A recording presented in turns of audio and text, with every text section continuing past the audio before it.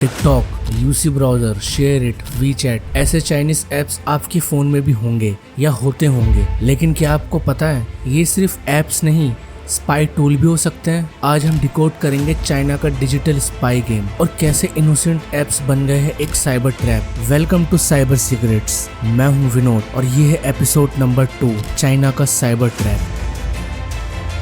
जब आप कोई चाइनीज ऐप डाउनलोड करते हो तो वो ऐप आपके फोन में सिर्फ फोटोज और वीडियोस नहीं, लोकेशन, माइक्रोफोन, कॉल लॉग्स और इवन क्लिपबोर्ड डेटा तक एक्सेस कर सकता है। 2020 के रिपोर्ट के मुताबिक कुछ चाइनीज ऐप रोज डेटा साइलेंटली चाइनीज सर्वर तक भेजते हैं बिना यूजर को पता चले। ये एक मॉडर्न डे ट्रोजन हॉर्स है जो दिखता है फन पर अंदर से है फुल सर्वेलियंस मोड। टिकटॉक दुनिया का सबसे ग्रोइंग ऐप थी, हर एज ग्रुप, हर कंट्री में पॉपुलर। लेकिन सिक्योरिटी रिसर्चर्स ने टिकटॉक के कोड में कुछ ऐसी चीजें देखी जिससे आप शॉक हो जाओगे।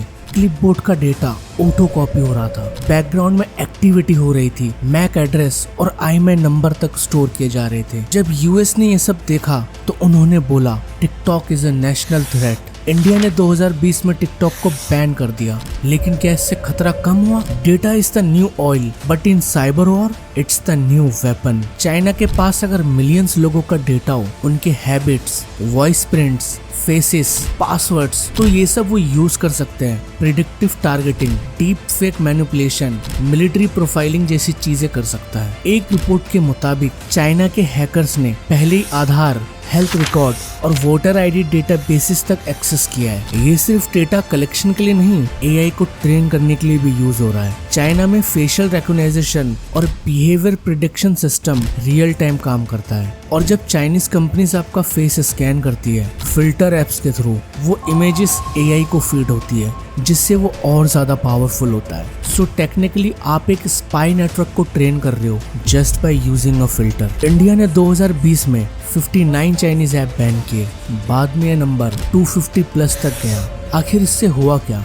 डेटा लीकेज कंट्रोल हुआ, देसी ऐप्स को बूस्ट मिला और साइबर अवेयरनेस इंक्रीज हुई। लेकिन क्या ये इनफ है? नहीं, क्योंकि ऐसे नए क्लोन्स, प्रॉक्सीज और रीब्रांडेड वर्जन्स हर महीने आते हैं। ये कभी ना खत्म होने वाला गेम है। तो इससे आप अपने आप को कैसे बचा सकते हो? ऐप परमिशन रिव्यू करो, बैकग्राउंड डेटा एक्सेस डिसेबल करो, use trusted apps, Google Play Protect को इनेबल करो, avoid apps from unknown Chinese developers, use Indian और ग्लोबल ओपन सोर्स।